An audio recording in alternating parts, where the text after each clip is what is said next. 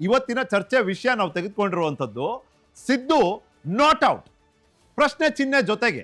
ಯಾಕಂದ್ರೆ ಇನ್ನೂ ನಮಗೆ ಕ್ಲಾರಿಟಿ ಇಲ್ಲ ಯಾವ ರೀತಿಯಲ್ಲಿ ಸಿದ್ದರಾಮಯ್ಯನವ್ರನ್ನ ಹೈಕಮಾಂಡ್ ನಡೆಸ್ಕೊಳ್ಳುತ್ತೆ, ಮುಂದಿನ ದಿನಗಳಲ್ಲಿ ಸಿದ್ದರಾಮಯ್ಯನವರ ಪಾತ್ರ ಪಕ್ಷದಲ್ಲಿ ಏನಾಗಿರುತ್ತೆ, ಮತ್ತೆ ಅವರ ಒಂದು ಪಾತ್ರ ಪ್ರಭಾವದಿಂದ ಸರ್ಕಾರ ಯಾವ ರೀತಿ ಅದಕ್ಕೆ ಸ್ಪಂದಿಸುತ್ತೆ ಅಥವಾ ಪ್ರತಿಕ್ರಿಯೆ ನೀಡುತ್ತೆ ಅಂತ ನಾವು ಕಾದು ನೋಡಬೇಕಿದೆ.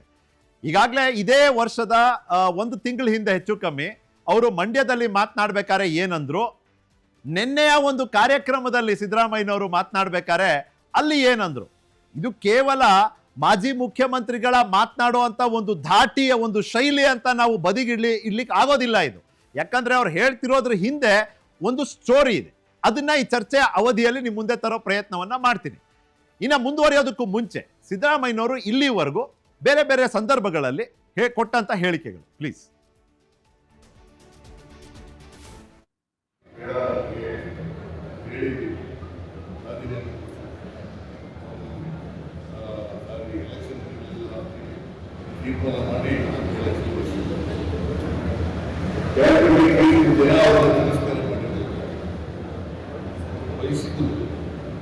ಆ ಸಂದರ್ಭದಲ್ಲಿ ಕೂಡ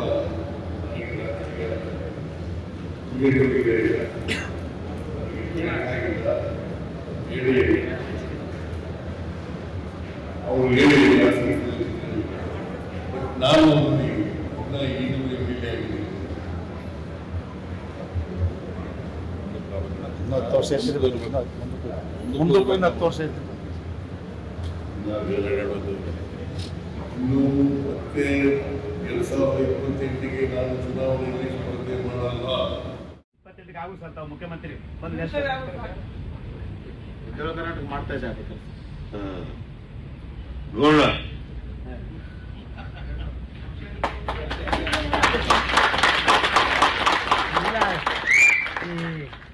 ಒಂದು ಯೋಚನೆ ಮಾಡಬೇಕು ನೀವು. ಒಂದು ಒಳ ಮೀಸಲಾತಿ ಹೋರಾಟ ಮುಂದುವರಿಬೇಕು. ಮತ್ತೆ ಯಾವುದೇ ಕಾರಣಕ್ಕೆ ನಿಮ್ಮಲ್ಲಿ ಭಿನ್ನಾಭಿಪ್ರಾಯಗಳಿದ್ದಾವೆ ಅನ್ನೋದು ಹೋರಾಟ ಮಾಡಿ, ಆದರೆ ಗುರಿ ತಲುಪುವವರೆಗೂ ಹೋರಾಟ ಮಾಡಬೇಕು. ಎಲ್ಲರೂ ಒಟ್ಟಿಗೆ ತಗೊಂಡು ಹೋಗ್ತಕ್ಕಂಥ ಕೆಲಸವನ್ನು ಸ್ಪೃಶ್ಯರು ಅಸ್ಪೃಶ್ಯರು ಎಲ್ಲ ಒಟ್ಟಿಗೆ ತಗೊಂಡು ಹೋಗ್ಬೇಕು.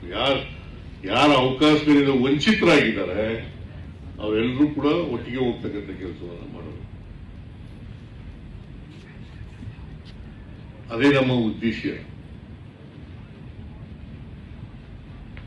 ಬಹಳ ಬೆಂಕಿ ಹಚ್ಚಿಸ್ತಕ್ಕಂಥ ಕೆಲಸ ಮಾಡ್ಬಿಡ್ತಾರೆ, ಹುಷಾರಾಗಿರ್ಬೇಕು.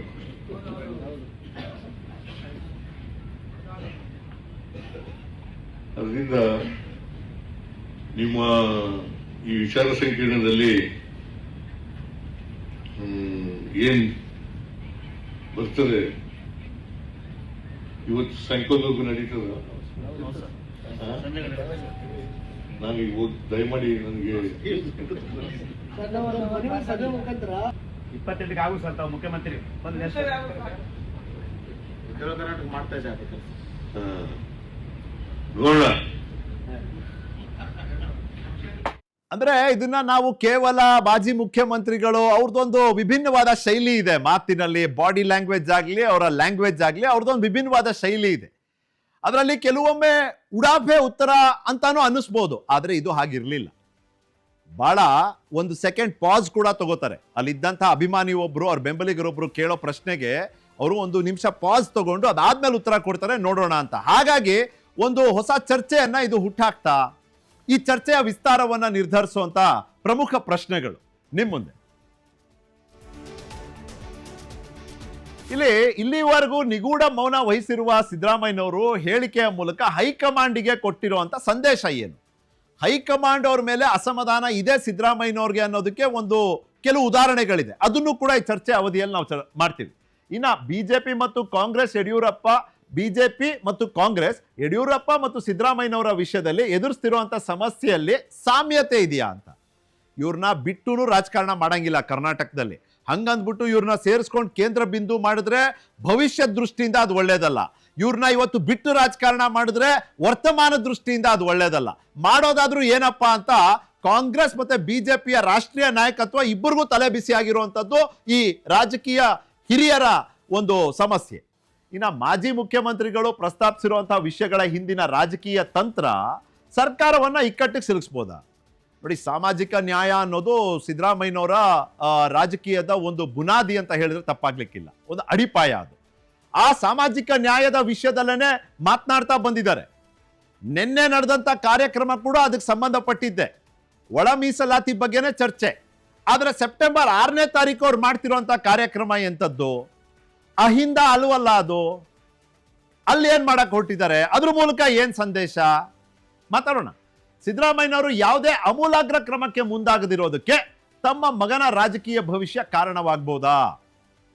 JDS ನಲ್ಲಿದ್ದಾಗ ಪಕ್ಷದ ನಾಯಕತ್ವದ ನಿರ್ಧಾರ ಸೂಚನೆಯ ವಿರುದ್ಧ ಕೋಲಾರದಲ್ಲಿ ಅಹಿಂದ ಸಮಾವೇಶ ಮಾಡಿಬಿಟ್ರು. ಅವತ್ತು ಪಕ್ಷದಿಂದ ಹೊರಗೆ ಬರುವಂತ ಅನಿವಾರ್ಯ ಪರಿಸ್ಥಿತಿ ನಿರ್ಮಾಣ ಆಯಿತು.